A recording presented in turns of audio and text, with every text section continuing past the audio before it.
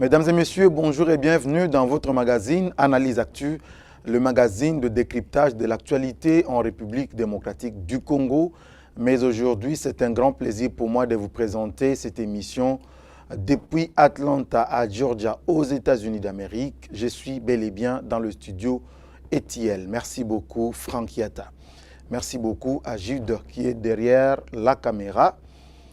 Nazana sujet misatu on a décortiqué les lots pour Nabino parce que Nayoki Namboka Kuna na Kishasa ezako sala pendama makelele. Alors nous nous sommes décidés à kolobelango les lots pour que TPSAP analyse nabiso makanis nabiso par rapport à ba sujet wana misatu. Merci mingi Nabino nyonso bolandaka Congo Market TV. Abonnez-vous massivement, faites-nous confiance parce que nous avons pour vous des informations vérifiées à la source et c'est des informations aussi vérifiables. Studio ETL, Oyambibi Solelo, Yandeko Franck Yatta, est basé à Atlanta.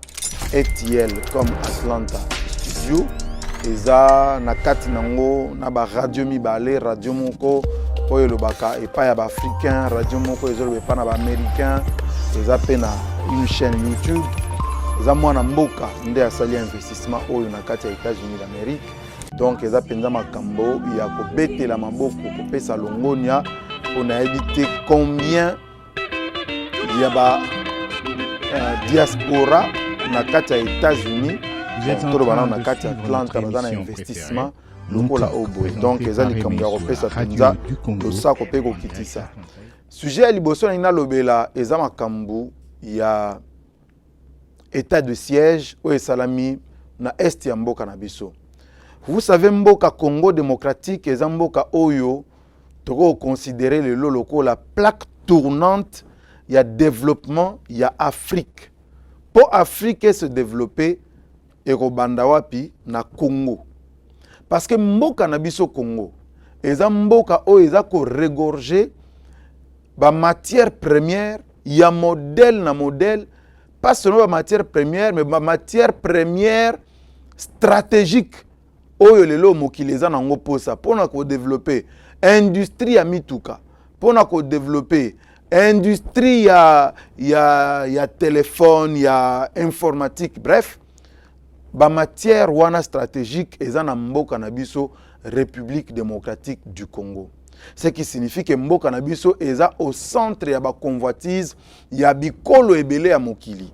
O eza tout à fait normal. Il est tout à fait normal que ba français, que ba américain, que ba chinois, ba russe, ba allemand, ba nyonso baza na posa ya koya et pas na biso na Congo pour na kozwa matière première parce que toza ko faire partie ya mokili toza en vase cloté toza batu moko bakangami na kati ya nzungu mo boyete toza ko faire partie ya bikolo ya mokili, ce qui signifie que bikolo ya mokili ekoya na Congo pour na koluka matière première pour na ko faire fonctionner industrie na bango.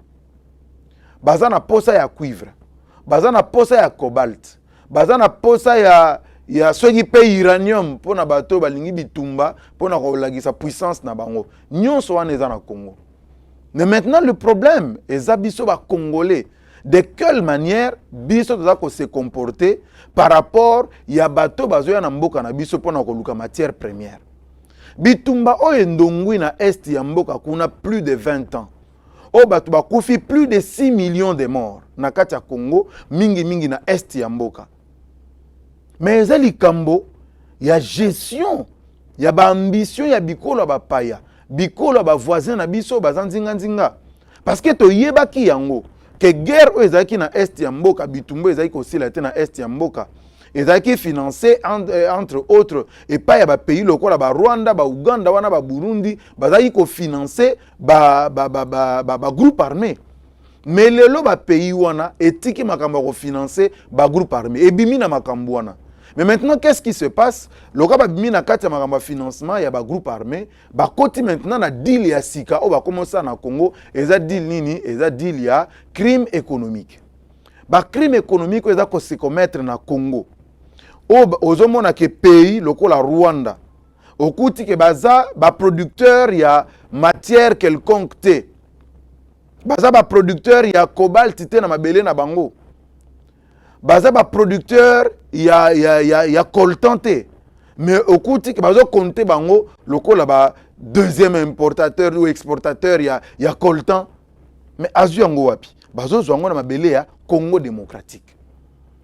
Pourquoi na évoqué ba aspect wana économique? C'est pour dire que bitumba oyo nango na est ya mboka na biso eza pas seulement bitumba oyo ezo concerné ba na mboka mais eza bikolo ba paya o baza na posa ya matière première pour basala ba téléphone pour basala ba ordinateur baza na posa ya matière première oyo uta na Congo parce que matière wana yango nde litaka contre appareil échauffé te pour appareil échauffé te ordinateur échauffé te téléphone échauffé te ba na posa matière wana ezo uta 90% na Congo.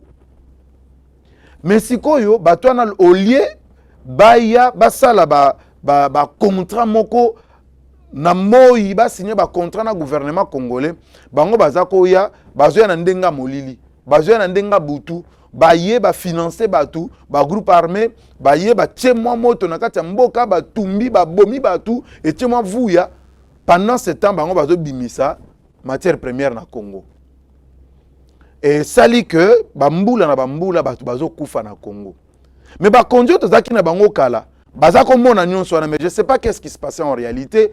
Est-ce que bazaki na kati ya ba deal wana pona ko se retrouver derrière ba exportation wana illégale ya matière première à Congo ou qu'est-ce qui s'est passé? Question mark.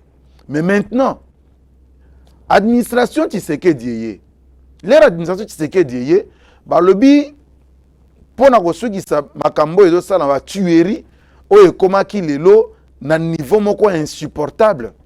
Bazo boma bato lokola banyama bazo pasola bato mabumu bazo kata bato bite na nzoto bazo zongo bazo tiango na ba réseaux sociaux traumatisme modèle wana mais mokonza mboka aye kozwa makanisi kolandisa ma constitution na biso ndengo lobi po soki ma eteni moko ya mabele ya Congo eza menacé ya ko disparaître akoki ko proclamer o babengi état de siège. Mais na état de siège mokonza tie yango tozoloba mwana mboka Félix Tshisekedi nzamba batela la biso nanu ye parce que ba initiative azozwa l'air moko boye na biso moko bato toza ko croire na changement au travers ye er moko ningisi yo nanu personnellement nga moko l'air na okaki makambu ya mafia na kati armée ningisi ngalobi mokonzelo ko nya beti boye. Mais comme na pesaka ye confiance nandimelaka ye ngai nandimelaka le président de la République Félix Tshisekedi nandimelaka ye donc soki abete loko mo boye eningisi ngana nume moko na zongi na vandi na lobi nazela nanu era bete loko mafia na kati armée na yoki kisa se peli moto non ndenge na koloba boye mokonza mboka mubimba armée na ye moko azo chola armée na ye ndenge nini boye. Est-ce que il vous souviendra que ngana saliba émission pour nous koloba que entre autres solutions il y a crise sécuritaire na est ya mboka na biso ezali kambu ya ba force combattante on va benga la puissance de feu il y a une armée baye bakango na nombre ya militaire baye bakango na nombre ya bibundeli bazanango pour les loto za soki 4e na Afrique ba Rwanda wana baza soki ba 30e musika na biso biso toza de loin liboso na bango. Mais maintenant je disais na analyse nanga ya 6 mois passés une année passée je disais que la solution entre autres na est ya mboka na biso eza présence armée na ba territoire ya est ya mboka même ce au katisi bato bakendaka na ba Congo okuta que tu vas traverser des territoires peut-être monika ka 2-3 policiers à Pamba. Ba militaire bazate effectivement ba militaire ba tiaka bango ba place oyo eza na bitumba. No akene musika mingi te. Alors le président arrive, il dit, il dénonce la mafia na kati armée. Et ningisi biso tout. Njokanda yebi makambo azolo. Ba ngona zebisa batu, tata wana yebi, il sait ce qu'il fait, il connaît. Nous avons pour une fois la chance d'avoir un président qui connaît ce qu'il fait. Oui, il connaît ce qu'il fait. Era bete loka mafia wane ningisi Congo et ningisi batunga moko pe et ningisa kinga. Mais après l'air na yoko yoka, biso to yebika que ba soda na est ya mboka, basi ba koma 23 000. To koma na 23 000 hommes na est ya mboka. Curieusement, leur mokonzi akei et comme il leur a kofuta solde ya ba militaire leur a kofuta solde ya ba militaire bandeko nanga vous avez suivi baluka 23 000 hommes 23 000 hommes bazo monana te bato bakomi 5 000 ti bamati bakomi 10 000 mais 10 000 wana eza auto yebaka kala kuta ezaka 10 000 ezaka 11 000 hommes. Parce que depuis l'administration Kabila, on a 11 000 hommes qui combattent les groupes armés et les forces natives dans l'Est Yamboka. 11 000 hommes. Mais Mokonzakei, bafuti batu, bafuti batu, bafuti batu, bafuti batu, batu basili, combien? 10 000 hommes. Mais Mbongo et Yaka, il y a 23 000 hommes. Mais 23 000 hommes, wana, bakewapi. Mbongo et batindaka pour les 23 000, ya likolo wana. 13 000 et que n'a pas ya nani. Ceux qui batindi ba dotation en termes ya ba sokoto, batindi ba botine, batindi ba armes pour 23 000 hommes. Ba servir 10 000 hommes. Si ko o ya 13 000 hommes wana et que ndaka wapi. Ndoka ki mokonza lebi likambu ya mafia biso nyonso to uni. Mais ayeba ke lo kazoloba. Donc l'air nga nazo analyser makambo, je me dis kaka biso moko ba congolais nde toza na clé ya développement ya mboka na biso. Clé ya développement mboka na biso za na maboko na biso. Bande konanga na tamboli na mboka oyo États-Unis. Façon na moni autorité oyo policier aza nango. Bon na monaki ba militaire toza ko tamba ndeko Frank Yata, to moni bango bazaki na moi manœuvre na bango ya bazo tambola na kati ya mboka, moi visite ya ba site tout ça. Nde na moli ba militaire, mais ba militaire penza awawa depuis na nazo mona bango te na mona nde police. Autorité police aza nango bandeko nanga. Police ezate ke o ayena ndako na yo, abala ko traumatiser yo, bokutane na nzela zo traumatiser yo. Non, ozo tambola yo libre, ozo libre. Mais soko salimbeba soki police akwe na yo, donc oza ya robeba. Autorité wana kozongisa autorité ya l'état au travers l'armée, au travers la police. Mais l'air boza na kati ya ba mafia autorité wana kozonga ndenge nini. Mbongo il faut pas servir 10 000 personnes oyo baza réellement kobunda bino bo vimbisi nombre bolobi 23 000 alors que ce qui en réalité bobi ça ika mokonzi vérité que nous avons 10 000 hommes ba moyen wana balingaki batiango peut-être pona ko bakisa ba munitions ko bakisa ba tenue ya ba militaire ko bakisa ceux qui ration na bango ko améliorer ba conditions na bango ya musala na terrain. Mais lokuta je crois que ba auteur ya mafia wana ba ko répondre nango. Il faut pas répondre nango parce que za mbongo ya mboka ba tebele bazo souffrir na Congo. Mais l'air bazo Congo ezo bimisa mbongo babito kende ko bundisa banguna tozongisa kimia na est ya mboka bande koneso ba retrouver kimia mais tala makambo yo salama. Sujet ya mibale eza makambo ba jeep oya ba député et sali makelele belé bande konanga. Nous avons le choix en tant que peuple. Il y a qu'à décider sur ce que nous voulons réellement de notre pays, de nos institutions et de ceux qui travaillent, des animateurs de nos institutions. Nous ne pouvons pas avoir des députés clochards. Ça ne nous élève pas. Autant nous avons un président de la République, o bazo lengela ye bazo pesa ye ba soin nyonso, cortège na ye ya malonga, mitu kazo tamba nango ya malonga, même ceux qui azo vanda na kati ya ndako moko ndenge moko na ngai ngana za na ndako ya 3 chambres, salon, salle de bain, cuisine. Président de la République pe azape na ndako kaka ya 3 chambres, salon, salle de bain, cuisine. Un président modeste, ça il faut le dire. En Afrique, na yebite so baza combien. Mais eloko nazo loba awa ezaya oyo biso to lingi image oyo biso to lingi que mokili ezala nango sur notre pays. C'est vrai que nous sommes dans un pays où makambo nyonso eza prioritaire, nyonso eza urgence, kolia ya batu eza urgent na olobela makambo kolia wana, soins médicaux eza urgence, éducation eza urgence, transport eza urgence, na lobela makambo transport. Mais nyonso wana nous devons nous décider toloba OK eza neti boza na kati ya ndako bozo sala choix boza na ndeko na bino moko boza bino nyonso bana boza par exemple 5 enfants mais boza na ndeko na bino yenda kendaka abimaka akende ko luka pona lokumu ya famille soki boni boti na ndeko na bino wana na feti akende ko représenter famille na feti donc boko tikeka akende changa non boko luka ke abima bien à la propre à la chic. Pourquoi? Parce que malgré bobola na bino malgré passe na bino mais le quoi kende pas ba voisin il faut présenter image moko ya bien. Exemple mususu bozo ya baba pa na ndako na bino malgré bobola na bino ata na mboka na ba village na biso soki bozo ya mupaya basala kanini boko kende pas ba voisin bo défi kiti bo défi ebonga boluki ata bo défi kopo ama ya komela bo défi kutu ata sani kibakuli bo défi po mupaya yebo ya mbaye na ba condition ya bien. Pourquoi to sala ka yango?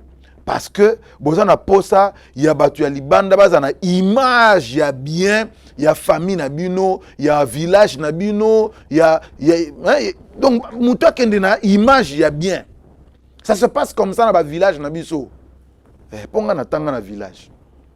Mais maintenant nous avons les députés nationaux. Oyo baza représentation il y a peuple, c'est comme ça qu'on les appelle, ce sont les représentants du peuple. Bangonde bazo représenter biso. Moi j'ai vu des députés batelemi na re bazo de la taxi, bazo de la wewa. Mutu musa oye bisanga mais où est le problème? Où est le problème ce qui député a telemi na kwa bazo de la wewa? Est-ce que vous savez qu'est-ce que ça coûte à la République de produire un député? Est-ce que vous avez bayango? C'est que ça coûte à la République de produire des députés nationaux, de produire des sénateurs. Savez-vous combien ça coûte à la République? Donc, c'est vrai que bisono soza ba Congolais to zandenge moko, mais bande konangai bato lopoto balobaka à tout seigneur tout honneur. Donc ceux qui moutou ça quand même élevé en dignité, il faut qu'on dimelaye ko tchaina rang o ebongi na ye. Bon, ngana na député te, mais bande ko na ba député, ton dimela bango ke baza ba konzi ya mboka, il faut ko pesa bango dignité. To ko ndimate ke député na biso, atambola na vélo, atambola na wewa.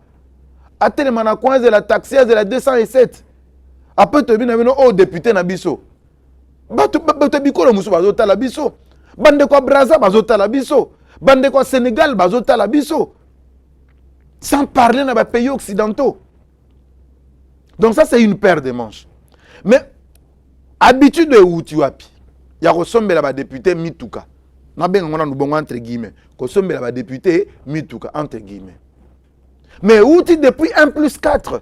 Est-ce que vous avez ba extrait pour la Congo ezalaka nanouté avant 1+4 députation au ezaka géré par Yandeko Olivier Kamitato. Vous vous souvenez encore? Bazoaka ba extrait. Mais Mituka wana e uta wapi? Ezaki na mbongo wa nani? Awa wanga na za na États-Unis awa. Nazo mona même mwana muke azana mutuka na ye.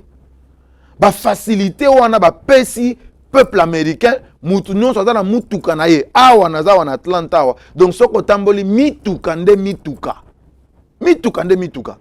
Alors, ba député depuis législature ya Olivier Kamitato. Ba pesa ka bango toujours mituka. Mais mituka wana bazwaka ndenge nini? Ba futa ka ndenge nini?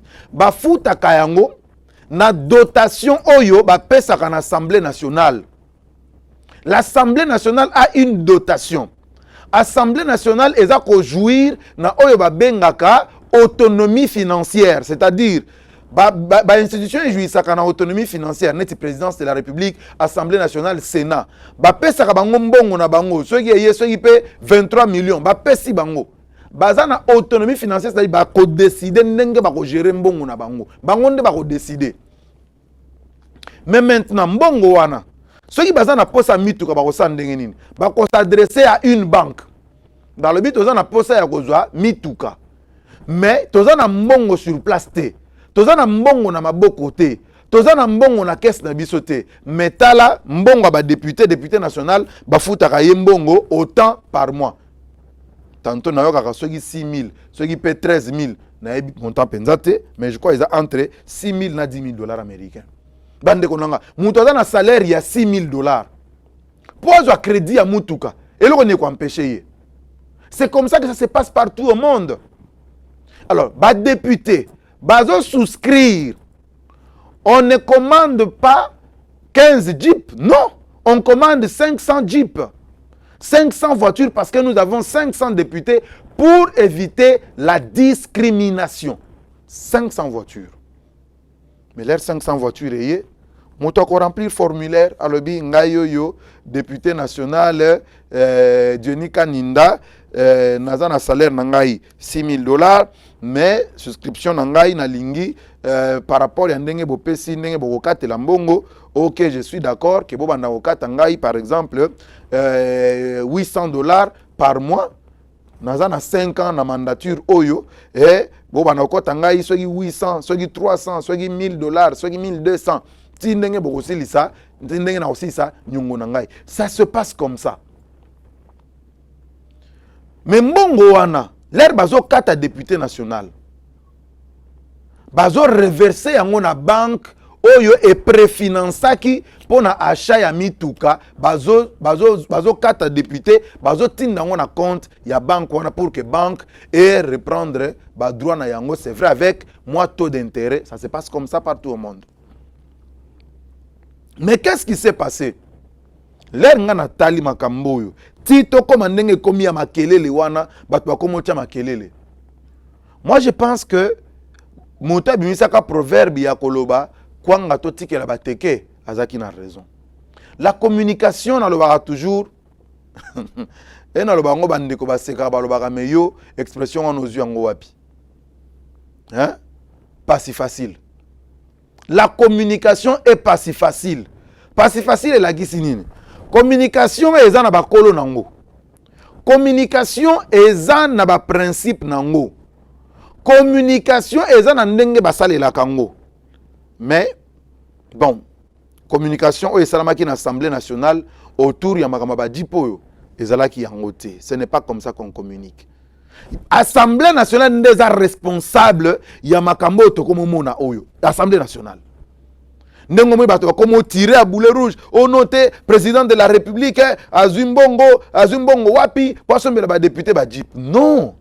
Ce n'est pas le président qui a acheté, messieurs. Le président de la République na qualité na ye ya garant ya bon fonctionnement ya ba institution.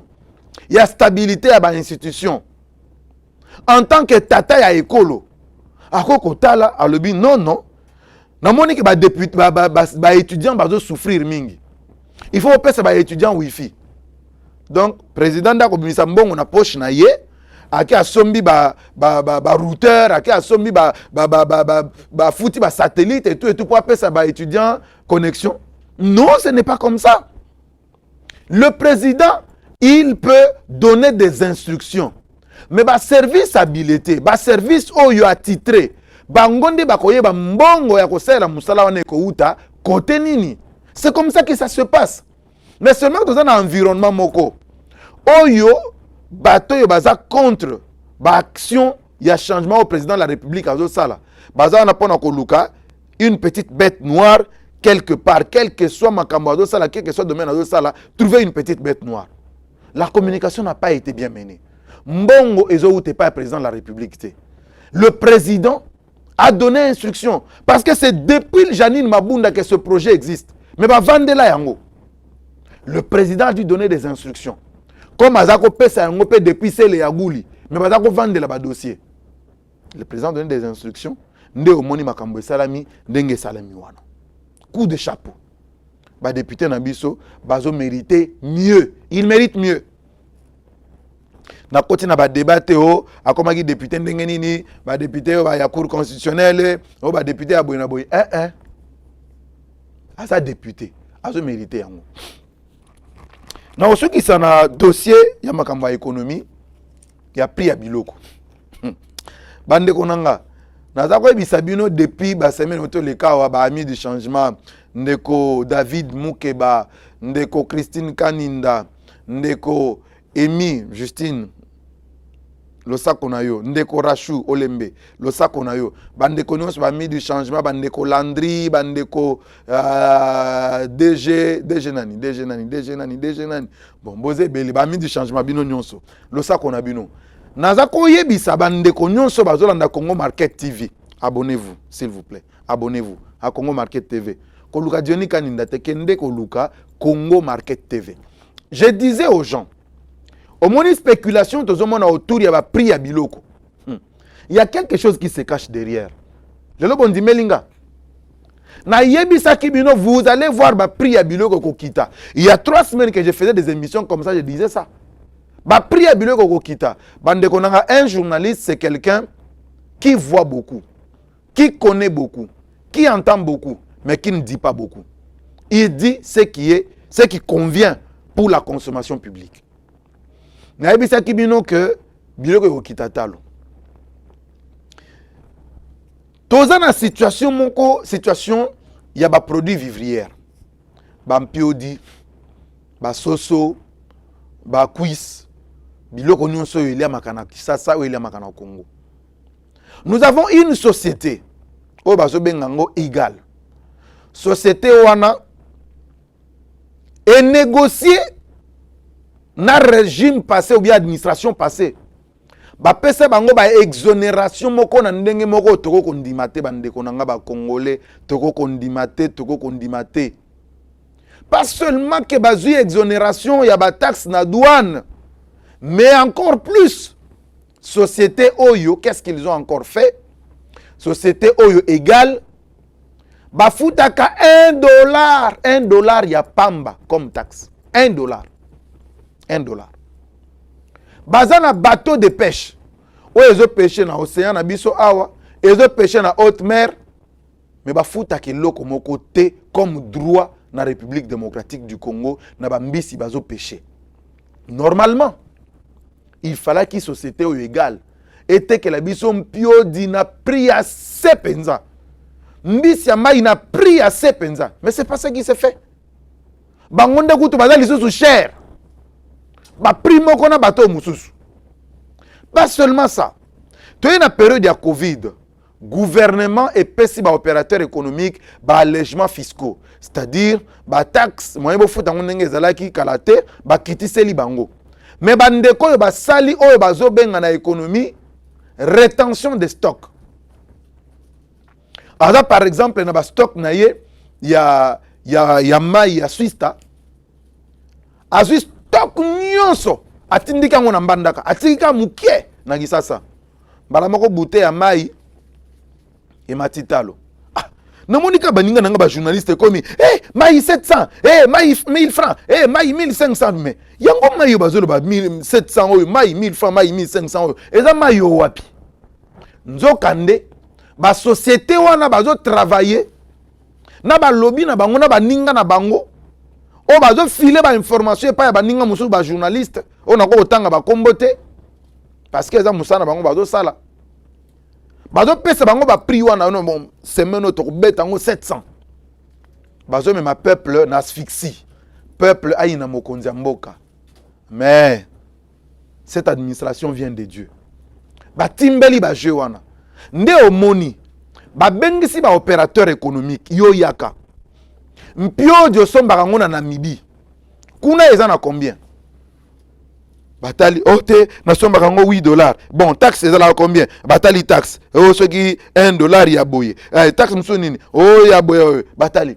Normalement carton ya mpio dina Congo ekoko leka $10 te. Mais mauvaise foi ya batu. Congola lingi congolais te. Mais Dieu merci. Le gouvernement a ouvert l'œil. Oh non, nous sommes dans une économie libérale, tout ça. Ce n'est pas le gouvernement qui doit fixer le prix. Non. Le gouvernement a le devoir d'assurer au peuple congolais le bien-être social, économique, sécuritaire, peignons sur l'Ilandi. Ce qui l'État Monique Moto yo nengazo sa la musala eza yango te. Il a le droit ya ko interpeller mutu ya ko zongisa makambu na molongo. C'est ça le droit aussi, c'est ça le rôle de l'État aussi. Le rôle de l'État c'est aussi celui-là. Donc non, il ne fallait pas bazo ba décision, ba kozwa ba décision boko kitisa ba pri ya biloko. Peuple congolais li ampio di nenga za ko lia kala. Balia mabundu, balia soso. Mbala moko pe gouvernement a décidé ba kende na Belgique kuna na bata la pulvera soso yaka na Congo wana ba droit na bango baza ko tchakuna so ba obenga so ki fob so ki ni wana ba landela nyoso na ba prix soso il faut ekita soso 5000 francs congolais. Oui. Bande konanga na mboko na za en États-Unis. Kolia c'est vrai. Na mekota la ba prix eza presque ndenge moko. Pona ta linzanza miliki o ya degré ya suka wana te o ya moi il a un niveau à Soukawana. C'est $18. Bah, prix est presque ndenge moko. Mais seulement ici, le pouvoir d'achat, salaire va foutre à moto. Et ça permettrait que asun babilo ko wana nyonso. Mais ce pouvoir d'achat est faible. Bon comment ça va prix pourquoi? Te botika muté amabe. Pande kona na komi na suka ya analyse actuelle ya mokola lelo.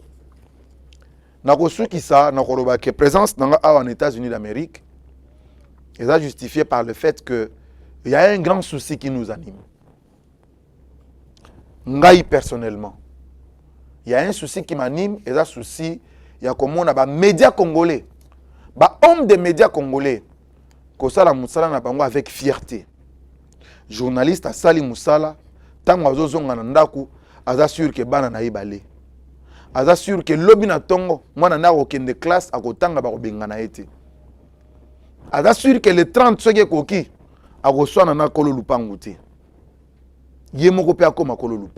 c'est les soucis qui m'animent. N'habitez, souci on a ceux qui pèsent et pas à. Alors j'ai essayé de parler avec des amis journalistes. Christian Bosembe, Israël Mutombo, Israël Moutala, Joël Kadendanga, Dou Jésus Beledou, Patrick Eyale, Pascal Oonje, Bandekonyon Soana, Lila Chilombo, Bandekonyon Soana, journaliste. On a essayé de parler, nous avons créé un panel de journalistes, communicateurs institutionnels. Tu créé panel wana. L'air tu créé panel wana. Nous avons parlé avec un collègue journaliste aux États-Unis. Il s'appelle Jean-Claude Kazadi. Jean-Claude Kazadi, il va me dire non mais tiens écoutez, nous pouvons faire des choses en faveur des médias congolais. Jean-Claude va contacter un autre compatriote aux États-Unis depuis quelques années, Ndeko Frank Yatta. Ndeko Frank Yatta est un médecin, mais c'est aussi quelqu'un qui est ouvert au monde. À côté de moi, business pour que et permettre un jour à Zonga Congo à bâtir biloko moko eko profiter na peuple congolais. Les personnes de Koji non mais moi je suis partant. D'ailleurs makanisi bozana ngo wana makanisi etungisaka depuis tout le temps. Qu'est-ce que nous pouvons faire pour que tolongola ba capitaux ya ba ndeko na biso ba congolais au baza na États-Unis to memango na mboka et servir mboka. Pas seulement ba ndeko na biso ba congolais, même ba américains au baza na ba capitaux na bango baza na posa ba memango na Afrique to orienter ngo vers le Congo. Vraiment nous pouvons faire quelque chose. Et comme bongo nous avons commencé des réunions ngana Kinshasa bango awa et ba réunion wana et aboutir il y a mettre en place une dynamique pour que tout même une collaboration entre les médias congolais et bandeko ya studio ETL et longo ndeko Frank ndeko JC na bandeko Musunyo Sobazawa ensemble tout le monde qu'est-ce que nous pouvons faire.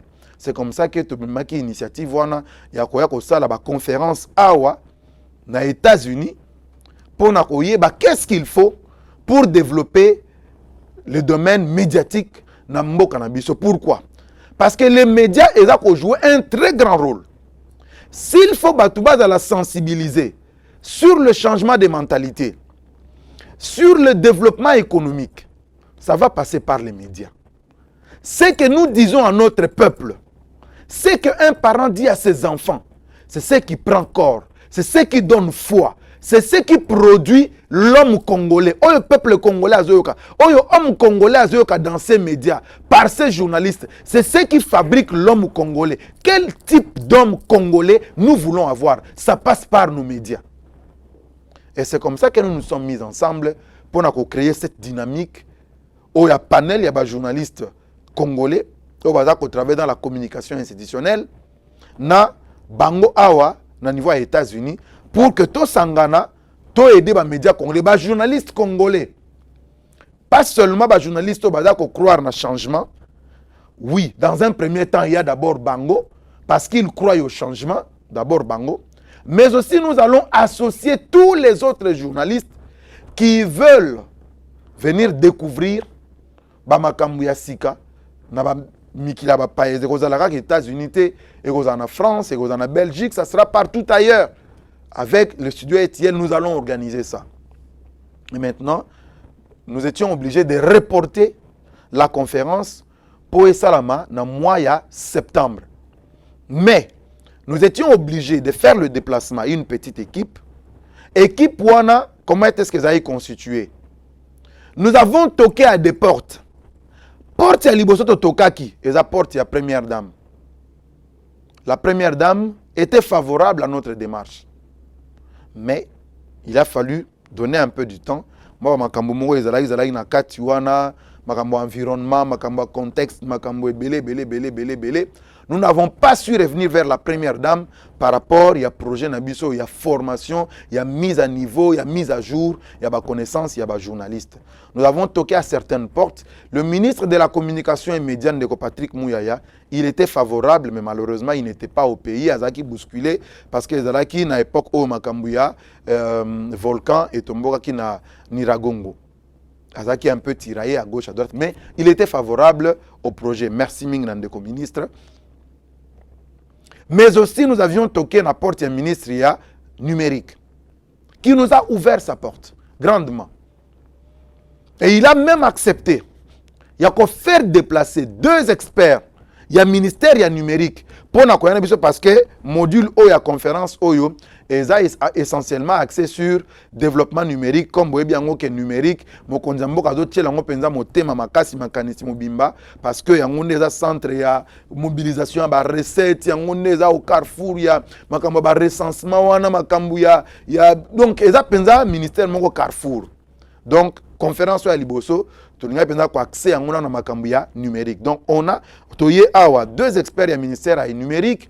On a Ndeko Jude Kadima qui nous a accompagnés, Nangaï Moko. Donc, on était une délégation, il y a 5 personnes.